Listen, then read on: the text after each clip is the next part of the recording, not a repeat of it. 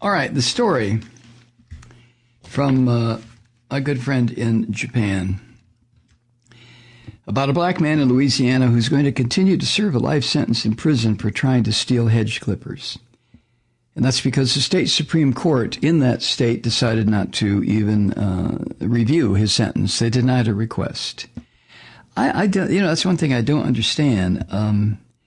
Are our state Supreme Courts so busy that they can't listen to an appeal from someone's, well, you can make the decision. His name is Fair Wayne Bryant.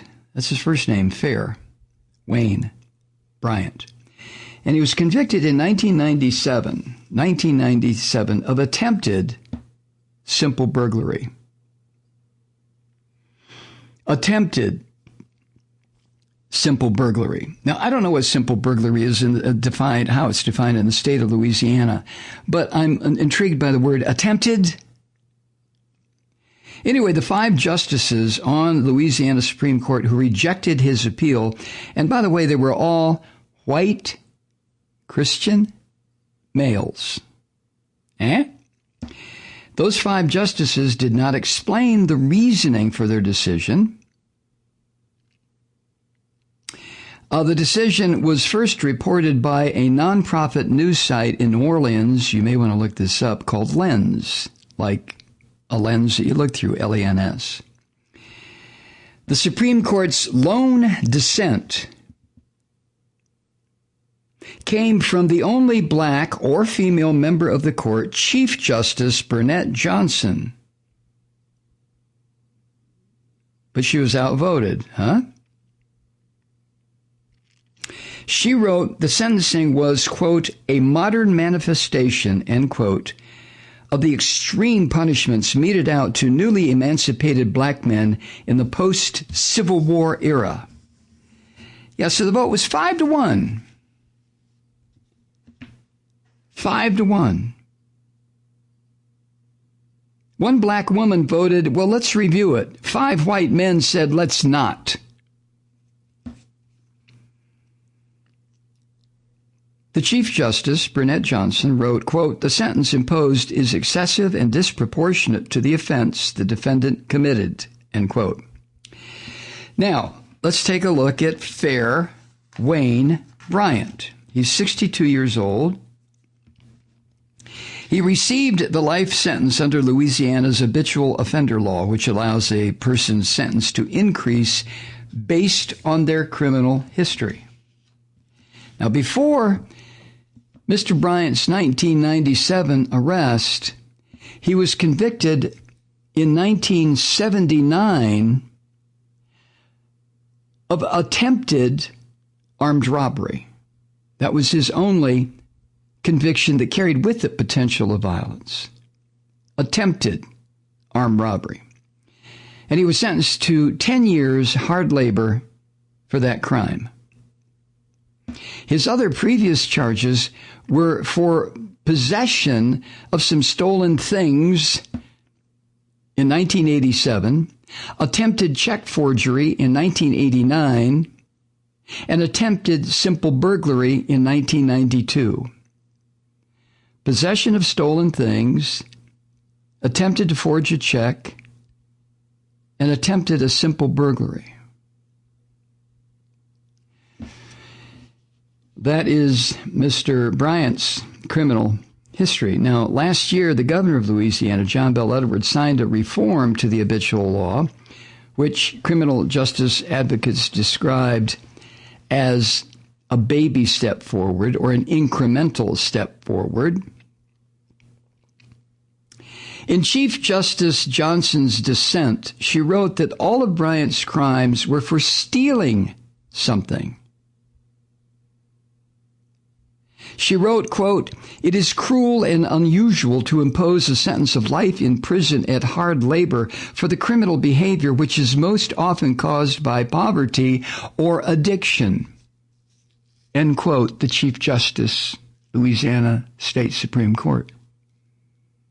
You probably noticed this before I quoted you, the Chief Justice's words, right? All of his crimes were for stealing something. Now, here's something from a different side of this whole nasty, filthy equation, aside from the deprivation of freedom that Mr. Bryant has had to put up with for 23 years.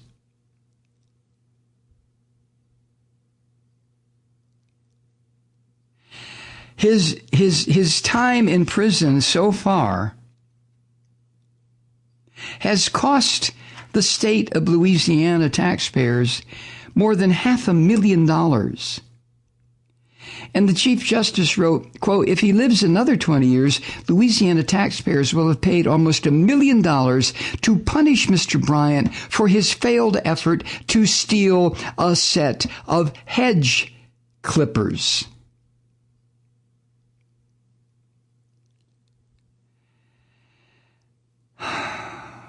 The Chief Justice's dissent then explained that after the era of Reconstruction, following the Civil War,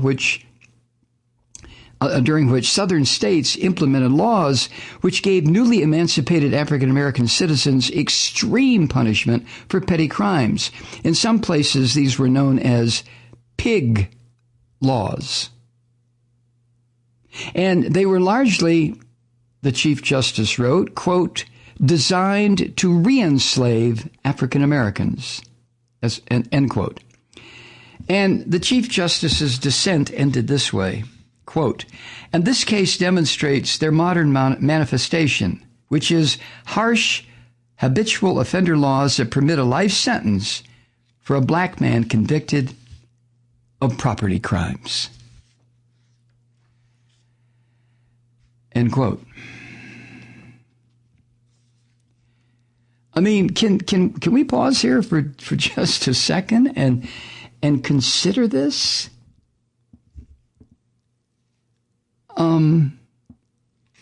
23 years in prison for attempting to steal hedge clippers. So far, he was sentenced to life because he was an habitual offender, because of the property crimes that he had committed. $518,000 is what Louisiana taxpayers have paid to keep this man in prison for stealing, or attempting to steal, hedge clippers. Now, at this point, using my language from before, I would have said for stealing effing hedge clippers. But I don't use that language anymore as much as I'd like to. But consider this. I mean, I can't. So maybe you can. I can't consider it.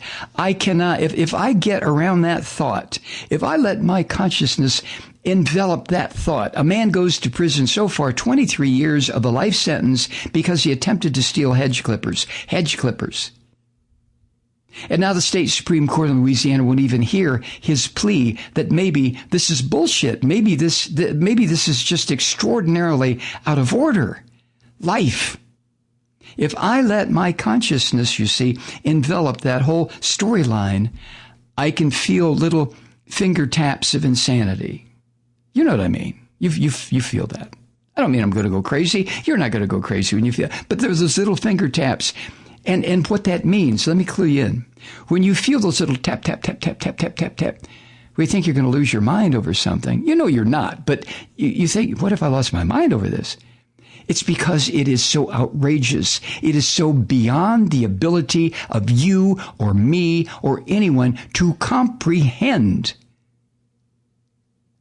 And that, I think, could be one of the reasons Although I don't want to ascribe anything even halfway decent to these 5 white male Christians who refuse to hear the case, but that may be part of the reason they refuse to hear it.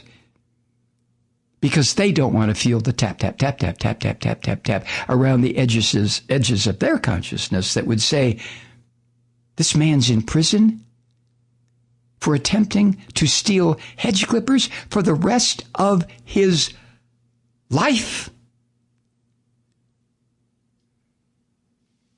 How does something like this occur?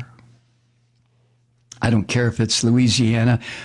Louisiana prison system has horrific reputation. Every single one of the southern states, part of the old Confederacy, with 1 or 2 exceptions, have hideous laws on the books that were designed to take back the slavery that black folk had just been freed from, under the guise of, just enforcing the law. Well, the man sold hedge clippers. What? We didn't really steal them, but he tried to steal them. Oh, well, shit, lock him up for the rest of his life. Yeah, well, we're going to. For stealing hedge clippers? No, because he stole some other things, too, going all the way back to 1979. Oh, well, then lock him up forever. That makes sense. No, it doesn't. It doesn't make any sense at all. It's madness. It's insanity. And if you are curious, my white brothers and sisters, if you are curious as to why our black brothers and sisters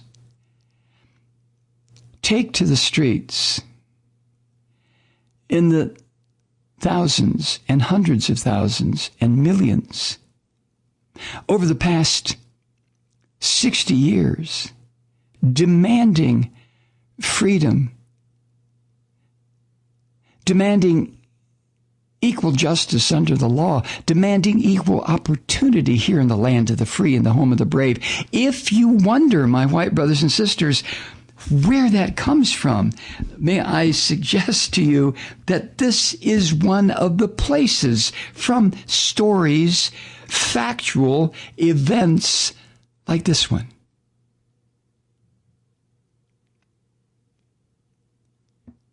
It's worth considering. It's worth we white people considering that may be where the rage and the pain and the frustration and the raised black fist and the signs that say Black Lives Matter, that might be where all that comes from. You think? Yes.